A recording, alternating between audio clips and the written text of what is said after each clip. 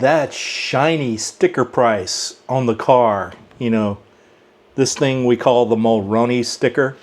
It's tempting, isn't it? It's like judging a book by its cover. But here's the truth. Buying a car on sticker price or monthly payment is a very antiquated way of thinking.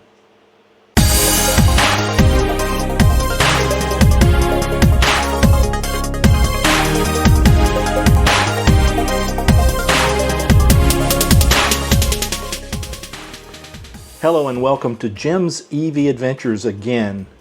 Thank you for stopping by. It's time to move into the future of car ownership and shopping, and it's time to understand the total cost of ownership, or TCO. Let's break it down into why the sticker price is not the way you should shop for a car. We're going to break it down to what it would cost to own a car for 10 years or 200,000 miles. And believe me, that's about what I drive a car, is 10 years and 20,000 miles a year. So join me as I deep dive into the world of electric vehicles and uncover why they are always less expensive at the end of the day to own and operate. The first step of any process like this is to figure out how long you plan to keep the car and how many miles you've driven. Again, in this example, I'm going to be keeping my car till 200,000 miles, and I drive about 20,000 miles a year. That's actually a little low, but about 20,000 miles a year. And that will give me the timeline I need to work with to determine the total cost of ownership for this car. Now, let's talk about one of the most important things you need to consider, and that's depreciation. The biggest hidden cost of owning a car is depreciation. A sticker price might be $40,000. But cars lose value over time. A typical car will lose about 50 to 60% of its value in the first 5 years. Very, very rare exceptions. And after 10 years or 200,000 miles, that $40,000 car might be only worth $8,000 when you sell it or trade it in. That's a depreciation or a loss of $32,000. Tools like Kelley Blue Book or Edmunds can help estimate your car's resale value based on its make, model, and condition, and I strongly urge you to use those. Now, in step 3, we're going to add up the ongoing costs of owning a car, and these include things like fuel.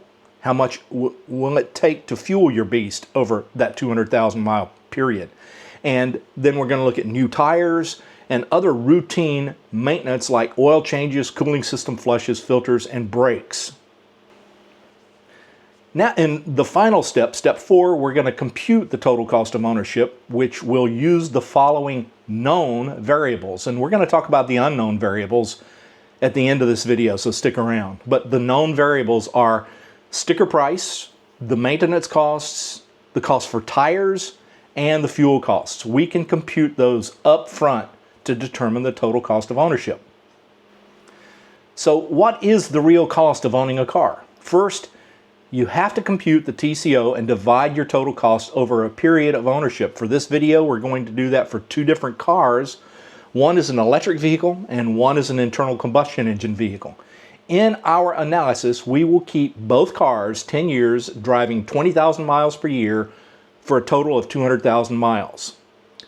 Let's look at the comparison of the 2025 Ioniq 5 and the 2025 VW Tiguan.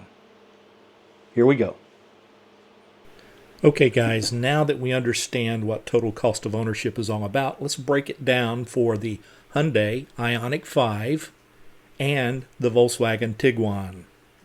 And we'll talk about why I chose these 2 vehicles later on, but right now, if you'll look at the exterior wheelbase length, width, height, and the interior headroom, legroom, shoulder room, hip room, passenger volume, you will see that these 2 cars are nearly identical in size, and that's a good comparison. This means you're going to be just as comfortable in either car because they're about the same size. The overall volume of the cars are almost identical. Let's also take a real quick look at the warranty. The warranty on the Ioniq is going to be better than that on the Tiguan. That includes the standard warranty and powertrain warranties. Basically, if you're going to drive this car to 200,000 miles and keep it 10 years, the warranty on the Ioniq is going to cover the car for half of that ownership. Not so with the Tiguan. Routine maintenance costs for the Tiguan are going to be almost $5,000 as compared to only $1,000 for that same period of time on the Hyundai. Those maintenance costs include oil changes, brake jobs, cabin air filters, breather air filters, spark plugs, and most importantly, coolant. Yes, both cars have coolant, but only one car has spark plugs. So when you break down those costs, the cost breakdown for the Volkswagen Tiguan compared to the Ioniq, you'll see that the Ioniq has a much higher upfront purchase price. But the cost breakdown for the Tiguan over time, including the operating costs, the tire costs, and the energy costs, are going to be much greater. Specifically, if you're talking about the Tiguan at $3.15 a gallon, 25 mile per gallon average, you're talking $25,200 for gasoline over 200,000 miles.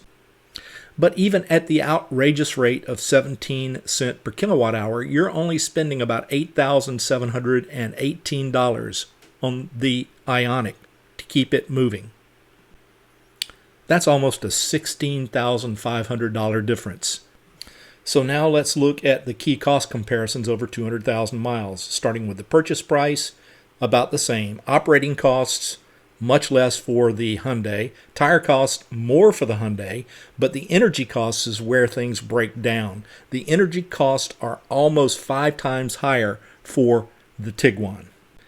That leads to a much higher total cost of ownership. And I know what you're thinking. Hey, you added in the tax credit. Well, let's take the tax credit away and you'll see that the total cost of ownership for the Hyundai is still significantly lower than that for the Tiguan over 200,000 miles. Oh, but what about the battery replacement? Well, let's talk about that for a minute. For your average battery electric vehicle, there's less than a 5% chance that you will have to replace the battery in 200,000 miles.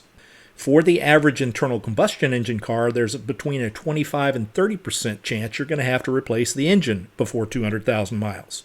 So on the left side of the screen, you see the total cost of ownership without those, and on the right side of the screen, you see the total cost of ownership with that major repair. But here's the thing. Interestingly, even if you had to replace the battery in the Ioniq, but you didn't have to do anything for the Tiguan, you're still coming out with a less expensive total cost of ownership for the Ioniq. Period. In the battle of the internal combustion engine versus the battery electric vehicle, the battery electric vehicle in the same class will always win the battle. Period. Okay, now that we've been through all of that in great detail, I purposely did not include the variables of insurance, taxes, and other fees, and I can already hear the comments. You don't want to include those because they might be higher for the EV and show that the total cost of ownership is less for the internal combustion engine, or something along those lines.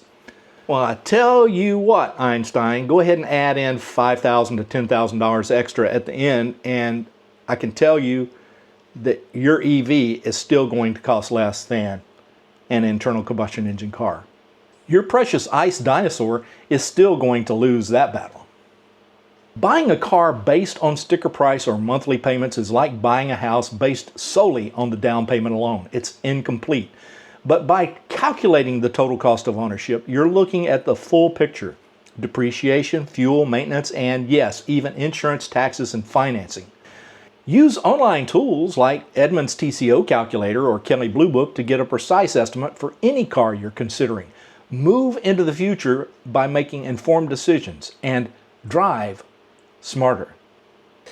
The future of buying is through your understanding of TCO because it helps you take control of your wallet. The only thing that I wanted to show in this video, the price of gasoline should always be a consideration for you when making the purchase of a new car when you make your final decision.